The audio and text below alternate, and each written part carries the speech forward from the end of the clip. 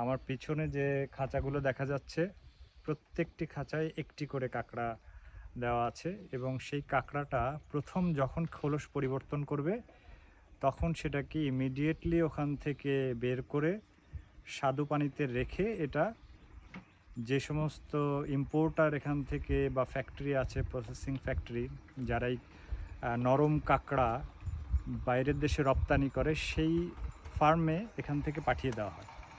তো আপনারা যেটা দেখছেন আমার পিছনে দুইজন লোক কাজ করছে, আমার পেছনে একজন, এই পাশে একজন।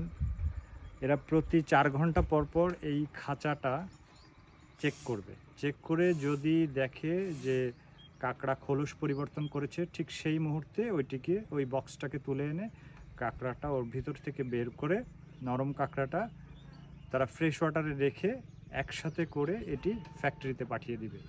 এটি হলো মূলত এই অঞ্চলের যে কাঁকড়া চাষ, নরম কাঁকড়া চাষ, সেটির একটা আয়োজন এখানে আপনারা দেখতে পাচ্ছেন।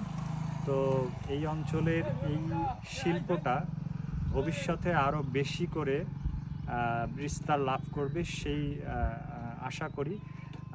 ফার্মাররা আরও বেশি, প্রান্তিক চাষিরা আরও বেশি এগিয়ে আসুক এবং একই সাথে আমাদের দেশের যারা নীতি নির্ধারকরা আছেন তারা হয়তো এই বিষয়টাকে আরও বেশি গুরুত্ব দিবেন এবং এই প্রান্তিক জনগোষ্ঠীর মাধ্যমে যে বৈদেশিক মুদ্রা আনার একটি অনন্য উপায় তৈরি হয়েছে, সেটি সামনের দিনে আরও বেশি দূর এগিয়ে যাবে বলে আমি বিশ্বাস করি। সবাইকে ধন্যবাদ।